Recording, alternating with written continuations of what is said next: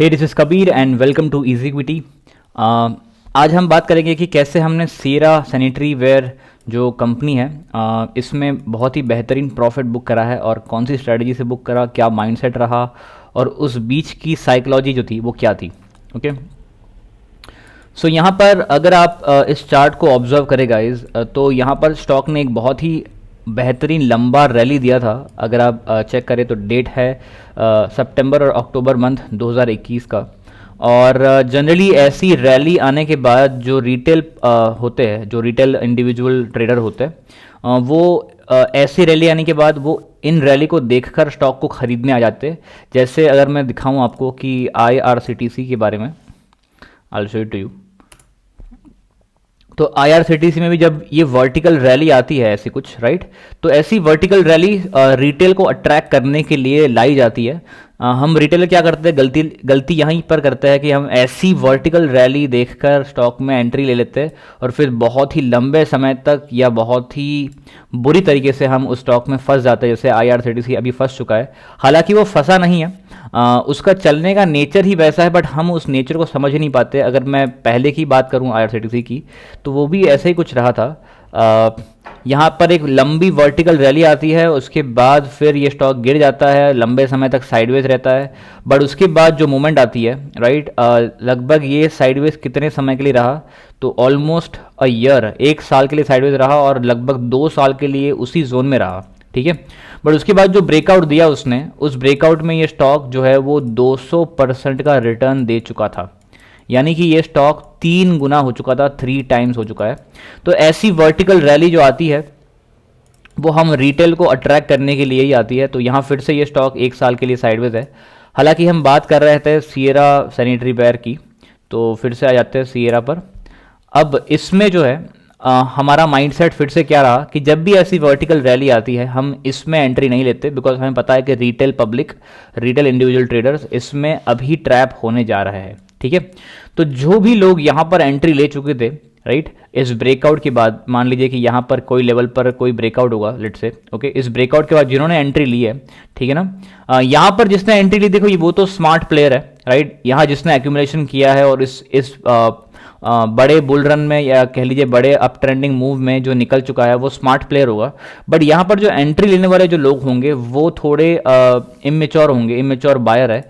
तो week buyer को जब मार्केट ने निकाल दिया, अगर मैं यहाँ पर एक सपोर्ट लाइन ड्रॉ करता हूँ, so let me draw a support line here, इसको कलर चेंज कर लेते हैं।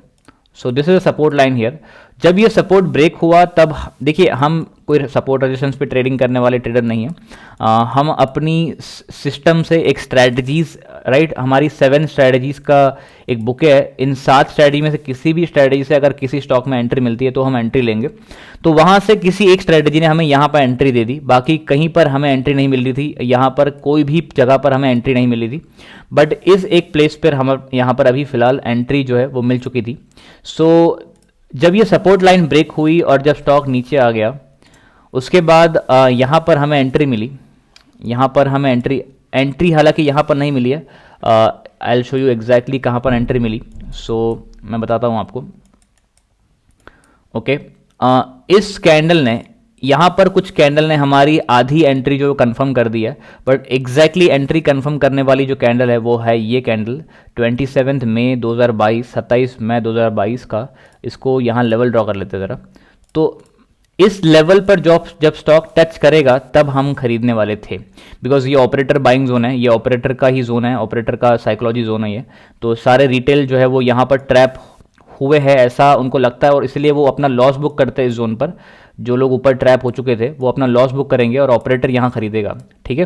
तो ये ऑपरेटर बाइंग जोन है। Again I draw the support level और ऑपरेटर बाइंग जोन। ये जो जोन मैं यहाँ पर एक ड्रॉ कर लेता हूँ, इस जोन से जब हम एंट्री लेंगे तब हम अच्छे खासे प्रॉफिटेबल जो है वो रह पाएंगे मार्केट से। तो यहीं से अपनी एंट्री थी और अपना जो टारगेट था वो 2 टारगेट थे, एक ये हाई था और एक प्रीवियस ऑल टाइम हाई ये था। तो ये दोनों टारगेट थे। तो हालांकि कुछ लोगों ने यहीं पर बुक कर दिया था प्रॉफिट जो यहाँ पर, बिकॉज एक वर्टिकल मूव फिर से जैसे मैंने बताया था आपको कि जब भी एक वर्टिकल मूव आता है तब रिटेल जो है वो यहाँ पर अट्रैक्ट हो जाते हैं, ट्रैप हो जाते हैं। तो यहाँ पर हालांकि मैंने एग्जिट नहीं करी थी, मैंने अभी अभी हाल फिलहाल में एग्जिट करी है कुछ दिनों पहले, जब ये स्टॉक फिर से यहाँ पर था। ओके, यहाँ पर मैंने एग्जिट करी है, हालांकि मैं वीडियो आज बना रहा हूँ बट एग्जिट जो है वो मैंने यहाँ पर, बिकॉज यही अपना टारगेट प्राइस है और यही अपना टारगेट जोन है। सो अपना मेरा जो टारगेट जोन है वो यही था। So this is my target. So यहाँ से लेकर यहाँ तक तकरीबन 9 महीने लगे टारगेट आने में, बट हमें जो ट्रेड मिला वो भी कोई कम नहीं है। It is 62% trade. ओके, 62%, 60% के ऊपर का ट्रेड है। अगर 9 महीनों में 60% मिलते हैं तो इससे बढ़िया चीज़ और क्या ही हो सकती है, समझ में आ रहा ना। सो यहाँ से यहाँ तक का जो ट्रेड है, हालांकि मैं यहाँ बुक नहीं कर पाया जो ऊपर गया था, मैं थोड़ा वेट कर रहा था, तो उसके बाद एक फिर से कंसोलिडेशन बाउंस आ गया और यहाँ पर फिर मुझे निकलना पड़ा। ठीक है, सो मैंने जो एग्जिट करी है मेरी, वो एग्जिट मेरी इन लेवल्स के आसपास कहीं पर है। ठीक है, सो इन 9 मंथ्स अगर हमें मिलता है 60% के ऊपर तो ये एक बहुत ही बेहतरीन प्रॉफिट माना जाता है। जो लोग भी SIP या म्यूचुअल फंड में ट्रेडिंग इन्वेस्टिंग करते रहते हैं, राइट, या जो लोग भी किसी लॉन्ग टर्म होल्डिंग में स्टॉक्स में फंसे पड़े हैं, उनको पता होगा कि 9 मंथ में 62% कितना बड़ा अमाउंट होता है।